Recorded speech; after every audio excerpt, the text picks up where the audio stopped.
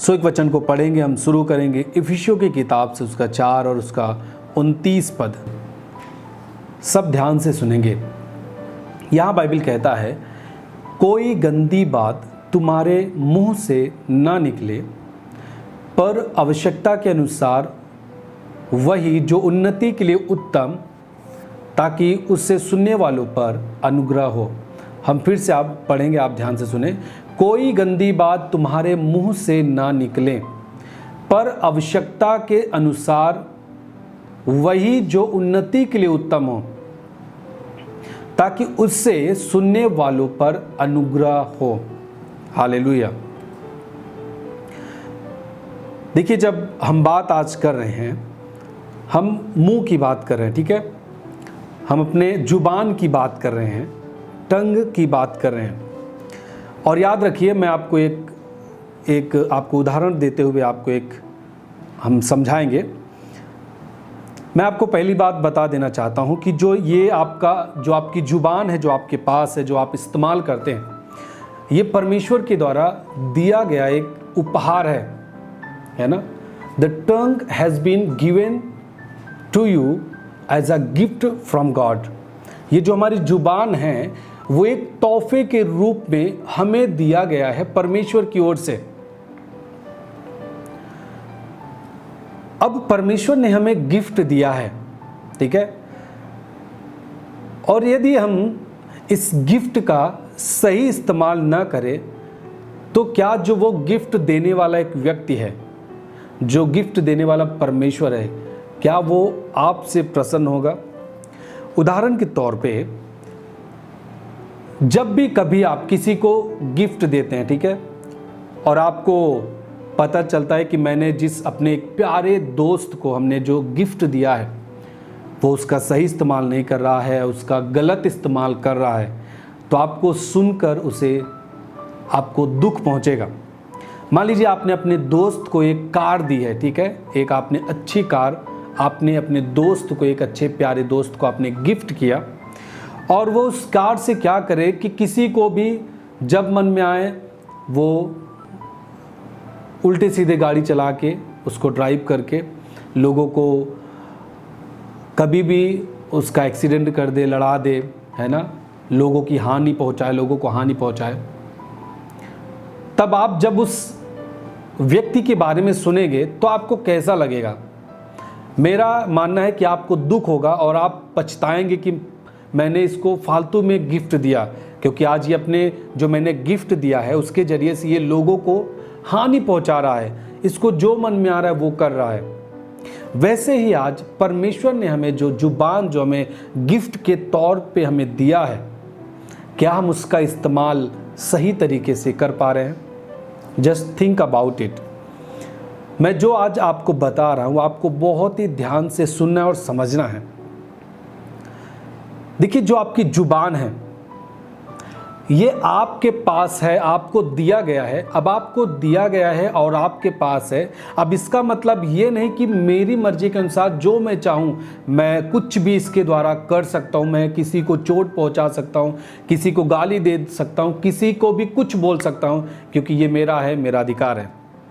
ये सही बात है कि आपको दे दिया गया है। जो भी एक व्यक्ति कभी भी किसी को गिफ्ट देता है, उससे चिंता नहीं। अब उसके ऊपर ये निर्भर होता है कि वो किस तरीके से उसे इस्तेमाल करता है, उसे काम में लाता है। पर याद रखिएगा, जो देने वाला है वो खुश रहेगा या दुख रहेगा, वो इस बात पे निर्भर है कि आप उसके द्वारा दिए गए उपहार को किस तरीके से आप काम में ला रहे हैं। हालेलुया। सो बाइबल कहता है कि जो आपका जो जुबान है, बाइबल समझाता है कि इससे गंदी बात तुम्हारे मुख से ना निकले। बोलिए, गंदी बात, गलत बात, अशुद्ध बातें, अशुद्धता की बातें बाइबल कहता है कि तुम्हारे मुख से ना निकले। किसके मुख से? आपके मुख से, जो आप मेरी आवाज को सुन पा रहे हैं। आप जो यीशु मसीह पर विश्वास करते हैं, आप जिन्होंने चंगाई को पाया है, आप जिन्होंने परमेश्वर की ओर से बरकतों को अपने जीवन में पाया है, बाइबल आपको कहता है कि आपकी जुबान से, आपकी मुख से गंदी बात, अशुद्धता की बात, अश्लीलता की बात आपकी जुबान से ना निकले।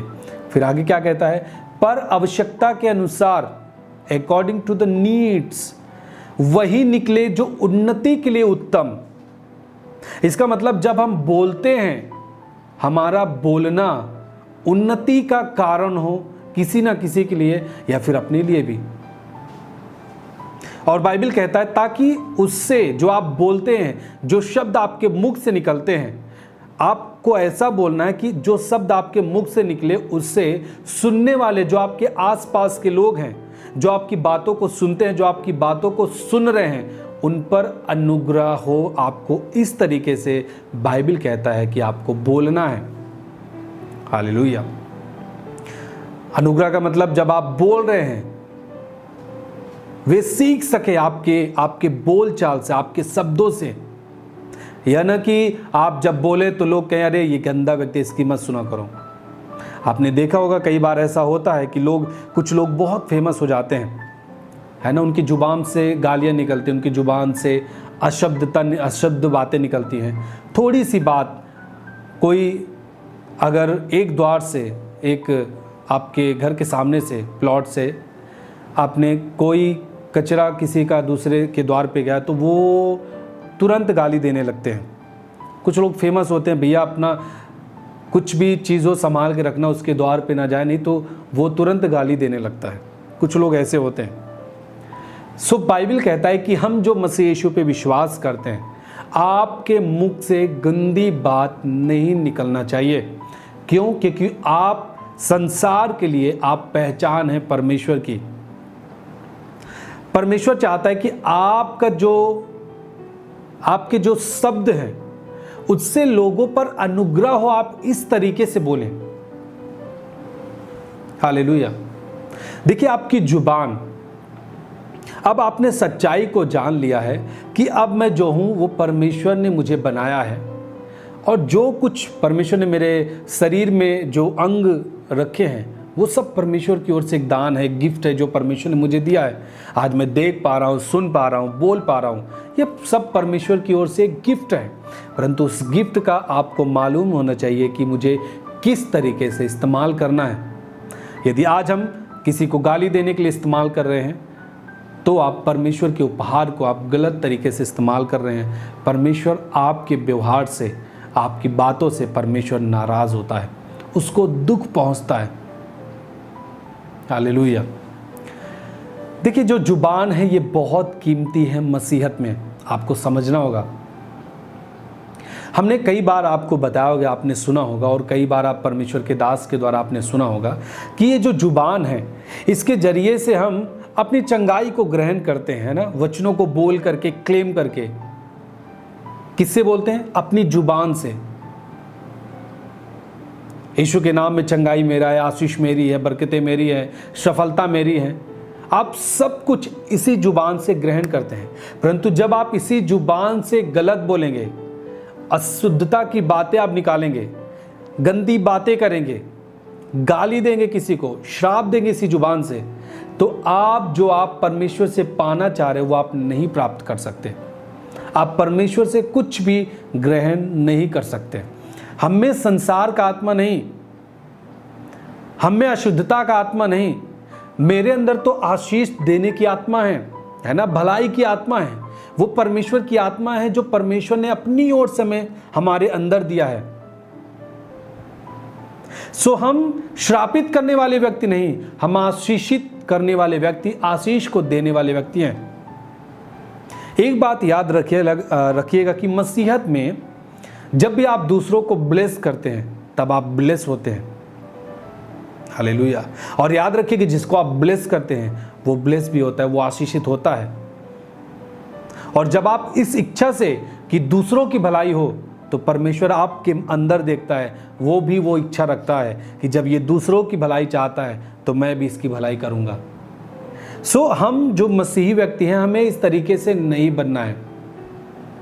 हम अपने लिए भी भलाई और दूसरों के लिए भी भलाई, क्योंकि हम में जो आत्मा है वो मसीह की आत्मा है। हालेलुया। याद रखिएगा परमेश्वर सब कुछ देखता है, परमेश्वर न्याय करता है। हम जो बोलेंगे वो हमारे जीवन में जरूर प्रकट होगा।